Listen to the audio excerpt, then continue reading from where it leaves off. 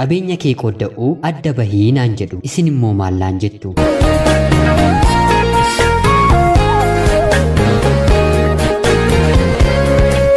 Ani maqaan koo AL jedhama. Kanan dhaladhee guddadhees godina Arsii aanaa Muneessaa keessatti yeroo ta'u barumsa koos hanga kutaa 8tti achumatti baradhe. Guutummaa Arsiitti wanti baratame tokko yoo jiraate ijoollee isaanii umurii malee heerumsiisuudha. Dargaggoonni Arsii hedduun isaanii dafanii kan hin fuuneefis gatii gabbaraa dadhabaniiti.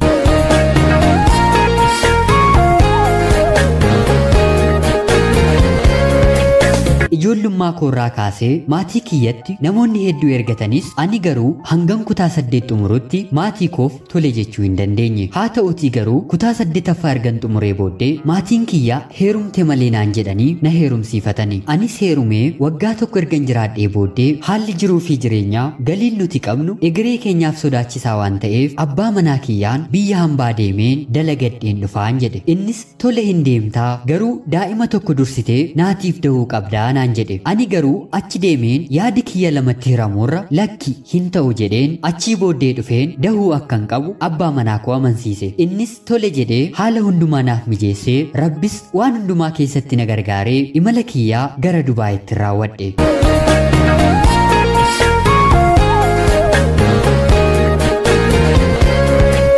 Ammas rabbiif galanni haa ta'u wanti yaade hundumaa naaf milkaa'ee mana gaariis galee qarshii gaariis argadheen maatii koo fi abbaa warraa kiyya dafeen gargaaruu eegale. Haa ta'u malee garuu utuunan biyya ormaa keessatti bornaaf darba jedheen boquu koo gadi qabadheen hojjechaati jiraadhu abbaa warraa kiyya shamarra biroo dhoksaan waggaa 2 akka wajjin jiraatee fi mucayyoon sunis isa jalatti ulfaa'uun mana ani itti ifaajeen ijaarradhe keessa akka galtee fi ba'uus akka didde abbaan manaan koo otuu baay'ee dhiphatu namatti otoo himiin anaatii biyyatti galuuf ji'a 3 naafu bilbilee gurruma kootti hime. Anis gochaansaa baay'ee na rifachiisus otuu jechi hamaan tokko na keessaan bahiin rakkoo hin qabu hin dhiphatiin jedheen isa jajjabeessuun isa waliin haasa'uunis baay'ee waan natti ulfaateef bilbila koo takkaarraa cufadheen deebi'ee bilbiluufiin maatii isheetti dafee akka ergatuu fi akka inni ishee fuudhuun itti hime. Innis wanti hunduu takkaa waan ta'eef tole naan jechuun intala mana sana keessaa baasee jaarsa maatii isheetti ergate.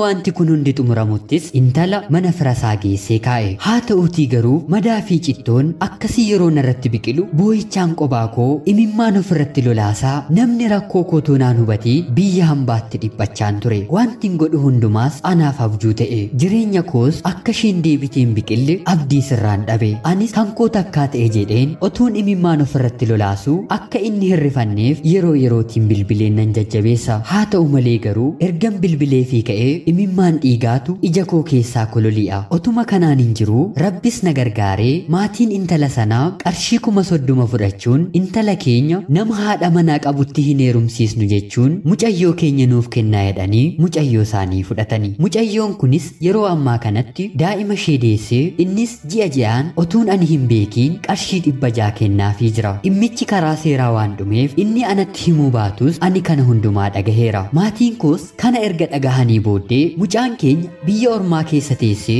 gubattee hojjettee sitti qarshii ni ergiti ati immoo daa'ima guddistaa jechuun isa waliin wal lolani. Maatiin koo argaa warraa koo hin jaallatani. Abbaan manaan koo immoo argaa warra koo hin jaallatu.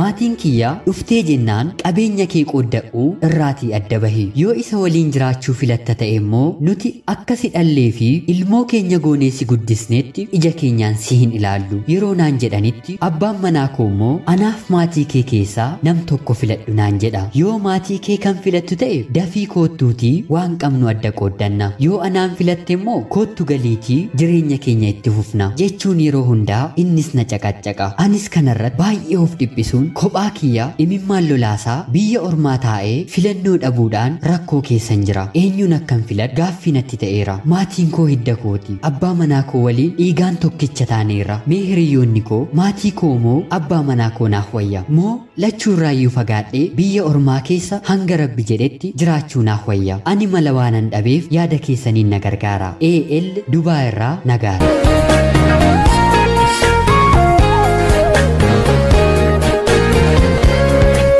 Ashamaa akkam jirtu kabajamtootaa hordoftoota qophii Oromiyaa 24 nagayaaf jaalalli tokkummaan bakka jirtan hundumaatti hunduma keessaniif yaa ta'echaa guyyaa har'aas xalayaa obboleettii keenya AL Dubaay irraa nuuf ergite isiniif dubbiseetiniin ka'e xalayaa kanatti akka bohaartanii fi irraa barattan homaa gaaffii tokkollee hin qabu. Obboleettii keenya AL Dubaay irraa xalayaa kana nuuf erguu keetiif guddaa galatoomisiin jecha obboloonni koo kabajamtootaa hordoftoonni qophii Oromiyaa 24 illee haaluma obboleettiin keenyi gaaffii nu gaafatteen komentii jalatti yaada isheedhaan dhiphina kana keessaa baasu akka qooddanii fi kabajaan isin gaafachaa anis akka dhuunfaa kiyyatti obboleettii keenyaaf yaada mataa kiyya yeroo laadhu akka mataa kootti jireenya kee murteessuun baay'ee ulfaataa fi gonkumaa hin danda'amu. Yaada anii fi obboloonni keenyi komentii jalatti si barreessan akka yaada dhuunfaa keetti goote otoo hin taane yaadota sammuu kee keessa jiraniif utubaa yookiin riqicha akka gootu asumaan kabajaan sin gaafadha. Waan hundumaa dursa si galateeffachuun barbaada. Sababni isaas addunyaa kanarratti dubartiin abbaan manaan ishee shamarra gara biraa waliin ciisee waggaa 2 taa'ee daa'ima ulfeessee yogguutti matu gurra saaqeensee dhaggeeffatu gonkumaa lafa kanarra hin jiru.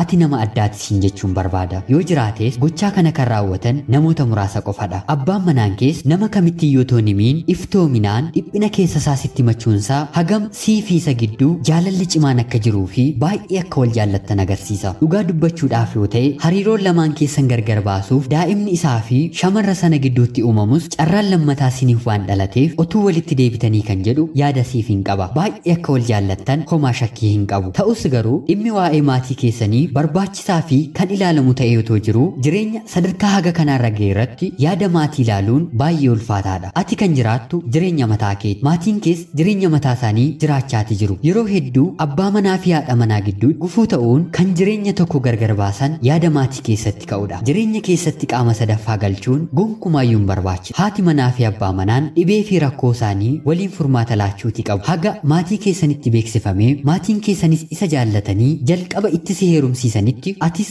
rakkoo gidduutti uumameef dhiifamas waan gooteettuufiif innis jalqaba irratti dabalee otoo biyya hambaan deemiin dura daa'ima akka barbaadu waan sittimeef otoo hundumaa haa hafu jettee walitti deebitanii yaada gaariidha kan jedhu dhaamsa siif hin qaba. Jireenya gara biraa argachuun kan danda'amu ta'ee otoo jiru wantoota hedduu garuu yerootu deebiitti laata. Keessumaa kan maatii kee maatiin kee ammaaf yookiin isa filadhu jedhanii garaa sitti jabaataniiru ta'uu ni danda'a. Haa ta'u malee garuu yoo guddate kan isaan si oodan waggaa tokko yookiin ji'a 6 jaarsi yookiin isinumtuu deebitanii walitti araaramtu. Kana gochuudhaaf garuu ati dubartii cimtuu ta'uu fi abbaa manaa keellee jechi dogongoraa maatii kee tuqu gonkumaa akka afaansaa keessaa hin baaneef gorsuun sirra jira.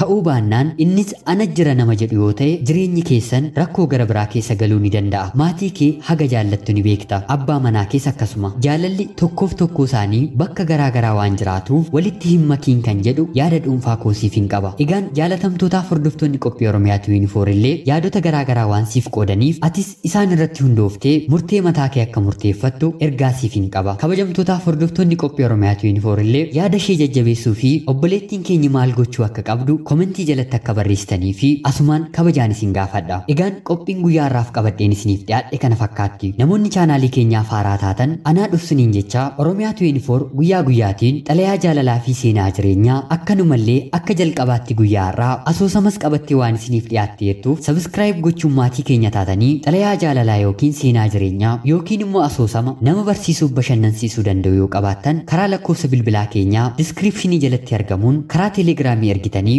sagantaa keenya irratti hirmaachuu ni dandeessu. Jaalatamtootaaf hordoftoonni qophii Oromiyaa 24 illee deeggarsa keessan akkuma duraa laayikii fi sheer gochuun akkana waliin dhaabbattan ammas kabajaan isin hin gaafadha. Rabbi dhibee addunyaa kana irratti dhufe ayyaana isaan haa kaasu jechaa qopheessuuf qindeessuun hanga yoonaa kanan isin waliin ture gammachiista shoomeen jedhama. Qophii gara biraatiin hanga walitti deebinutti bakka jirtanitti nagaa